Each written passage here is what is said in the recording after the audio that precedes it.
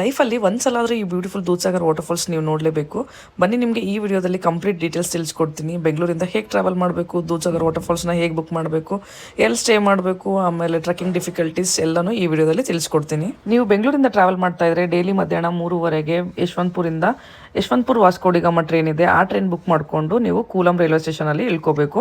So ಕೂಲಂಗೆ ಅದು ಬೆಳಗ್ಗೆ ಜಾವ 3 ಗಂಟೆಗೆ ರೀಚ್ ಆಗುತ್ತೆ. ದೂದ್ಸಾಗರ್ ವಾಟರ್ಫಾಲ್ಸ್ನ ಅಫಿಷಿಯಲ್ ವೆಬ್ಸೈಟಲ್ಲಿ ಬುಕ್ ಮಾಡ್ಬೋದು. ಅಫಿಷಿಯಲ್ ವೆಬ್ಸೈಟಲ್ಲಿ ಬುಕ್ ಮಾಡಿದ್ರೆ ₹627 ಪರ್ ಪರ್ಸನ್ ಆಗುತ್ತೆ. ಹಾಗೆ ಗೈಡ್ ಥ್ರೂ ಬುಕ್ ಮಾಡಿದ್ರೆ ₹1300 ಪರ್ ಪರ್ಸನ್ ಚಾರ್ಜ್ ಮಾಡ್ತಾರೆ. ಯಾಕೆ ಅಂತಂದರೆ ಗೈಡ್ ನಿಮಗೆ ಸ್ಟೇ ಆಮೇಲೆ ಬ್ರೇಕ್ಫಾಸ್ಟ್ ಮಧ್ಯಾಹ್ನ ಲಂಚ್ ಎಲ್ಲನೂ ಪ್ರೊವೈಡ್ ಮಾಡ್ತಾರೆ. ಗೈಡ್ ನಂಬರ್ ಬೇಕು ಅಂದರೆ ಗೈಡ್ ಅಂತ ಕಮೆಂಟ್ ಮಾಡಿ ನಿಮಗೆ ಅವ್ರ ನಂಬರ್ ಕಳಿಸ್ತೀನಿ. ಹಾಗೆ ದೂದ್ಸಾಗರ್ ಟೋಟಲ್ ನಿಮಗೆ ಬಂದು 24 kilometres truck, one way 12 kilometres. Railway track ಮೇಲೆ ಟ್ರಕ್ ಮಾಡೋಕ್ಕೆ ಬಿಡಲ್ಲ ಇವಾಗ, ಹಾಗಾಗಿ ಕಂಪಲ್ಸರಿ ನೀವು ಫಾರೆಸ್ಟ್ ಥ್ರೂನೇ ನೀವು ಹೋಗಿ ವಾಟರ್ಫಾಲ್ಸ್ ನೋಡಬೇಕು.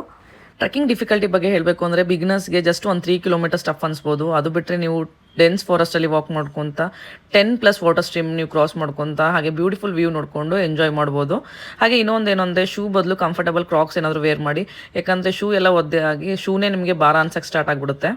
ಒನ್ಸ್ ಈ ಬ್ರಿಡ್ಜ್ ರೀಚ್ ಆದಮೇಲೆ ನೀವು ವಾಟರ್ಫಾಲ್ಸ್ಗೆ ನಿಯರ್ ಇದ್ದೀರಾ ಅಂತ ಅರ್ಥ. ಹಾಗೆ ಒಂದು ವಾಚ್ ಟವರ್ ಬರುತ್ತೆ, ವಾಚ್ ಟವರಿಂದ ಕೂಡ ಬ್ಯೂಟಿಫುಲ್ ಆದ ನೀವು ವಾಟರ್ಫಾಲ್ಸ್ ವ್ಯೂ ನೋಡ್ಬೋದು.